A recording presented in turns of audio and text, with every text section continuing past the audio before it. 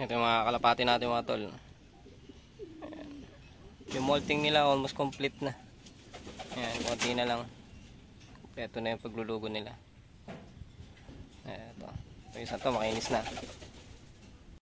Okay, yung ginagawa natin mga kalapatids, mga tol. Screen tayo dito. Ito. Naka darkening system tayo. Yan yung ginagawa natin. Yung mga balahibo nila. Maglilinis tayo ngayon. Kompleto na rin yung mga pakpak nila. Ayan. Makikinis na yung sa katawan nila. Leeg na lang. Ayan, makikinis na. Iba, leeg na lang. Tapos kompleto na sila sa molting nila. Ano yan, mga 4 months, 7 months. Alam ko may 8 months pa dito eh.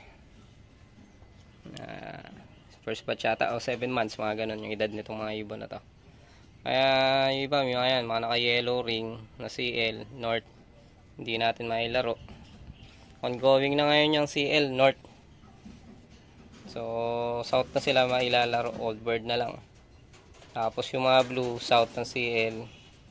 May ring din dito ng JPRC, mga kalapatids. Ito din, Norte din to eh. BBPA, shoutout sa BBPA. Ayan. Yung mga kalapati natin. Ito, JP. JPRC.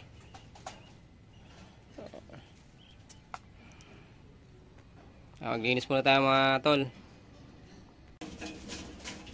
Ganda na ito. Gaisel. Shoutout kay paring Clinton, kay Terdy. Linyada niya yan, ni paring Terdy. Okay, linisin muna natin ito mga kalapatids. Linis tayo ng mga poops nila dito.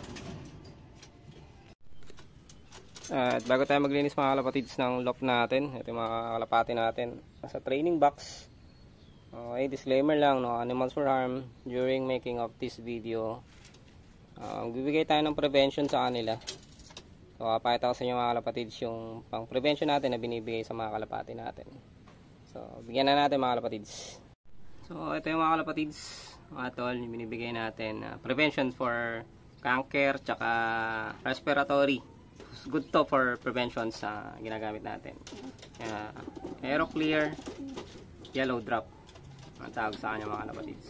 Lagay ko na lang sa comment sections or descriptions kung saan ko siya na-avail. Kung saan ko siya nabibili. Ayan mga kalapatids. Shoutout kay Idol Renz Gomez. Available to sa kanya, sa tropa natin. Steady Bird TV. Ayan.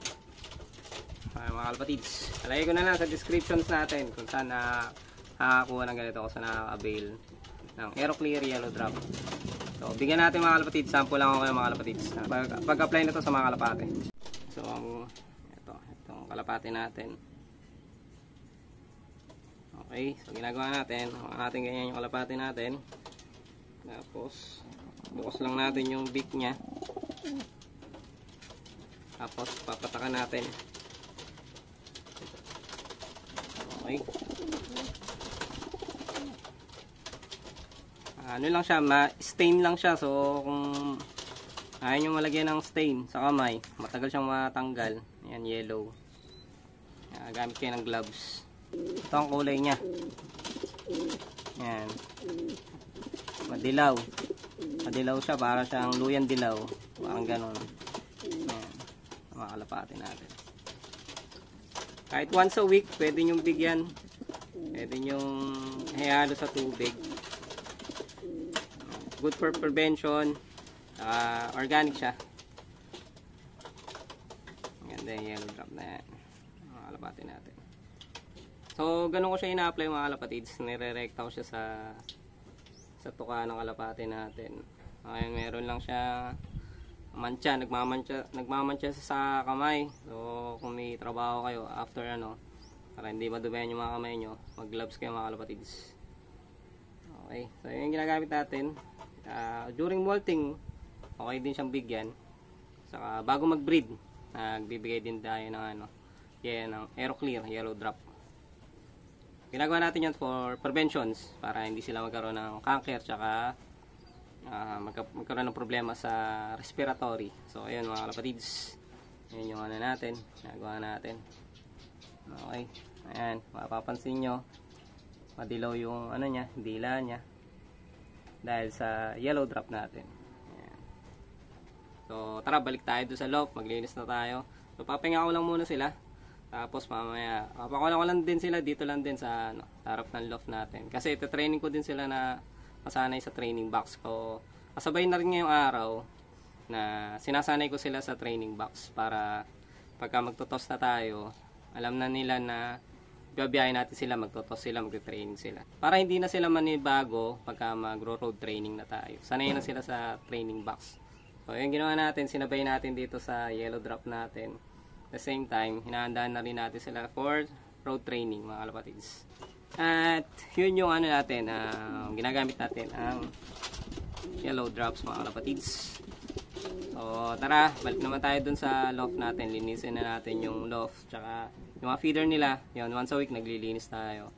So minsan inaayaan natin na medyo may drops dun sa loft para yung immune system nila sanay din sila sa ganun. Kasi sa truck, yan, nakita natin iba-iba yung mga kalapati doon. So para matibay din yung immune system nila. Bisa na natin maglinis ng loft tsaka magpapain na rin tayo ng mga kalapati. So gagawin natin ngayon mga kalapatids. Ayan, dilaw na yung daliri ko. Ayan ko lang muna sila dyan habang naglilinis tayo ng loft. So dito lang muna sila sa training box para maging familiarize din sila dyan. Tapos maging kalmado na din sila para sa susunod na magte-training na tayo, masasanay na sila dito sa training box. Tapos gagawin natin, ito na lang din natin sila muna papakawalan kasi yun lang yung loft. Ayan. So makakabisado na nila na pag binuksan natin yung pinto ng training box, lilipad sila. Training na nila yon. So masasanay na sila na ganun. So ito ginagawa natin, unang paglagay natin sa training box, sa half lang na muna ng loft, ganun ginagawa ko. Tapos sa susunod, i-road training ko na sila. So yung mga kalapatids, maglilinis muna tayo ng loft. Tapos after natin maglinis ng loft, so malalaman natin mga kalapatids kung pag pinawalan natin sila, diretso pa silang umuwi o roronda pa sila para mamaya patawagin natin silang kumain. So yung mga kalapatids, ganun yung activity natin ngayon, yun yung gagawin natin. So punta na ako sa loft, maglinis muna tayo mga kalapatids. Ayan, so magmamas tayo pagka naglilinis ng loft. Ayan. Kahit face mask yan. Safety first lang natin. And may baby tayo, so hindi tayo pwede magkaroon ng support. So maglinis tayo mga kalapatids.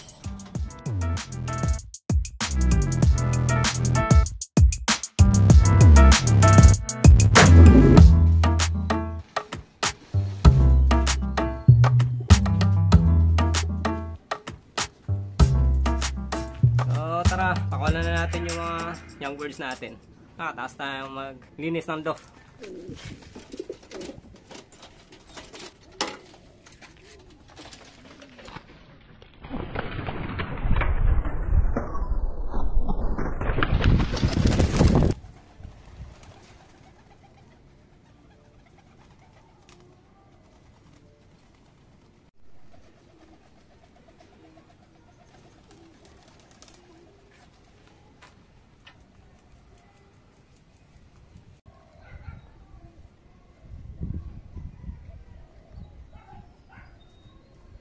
Ayun mga kalapatids, mga kalapati natin, may umiikot na dalawa.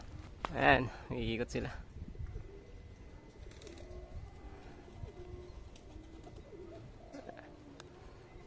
So time check 12:39, tanghali na. Okay, ayun, umiikot. Ikot dalawang ibon natin.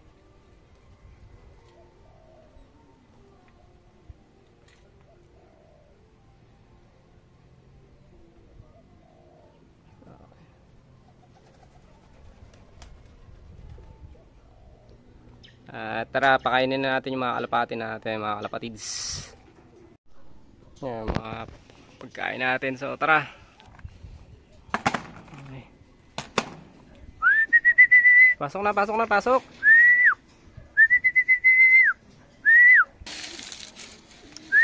Pasok!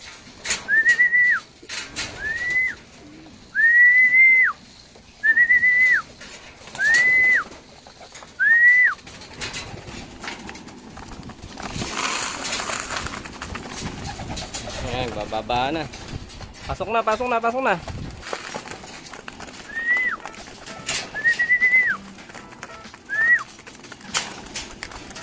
Pasok, pasok, pasok.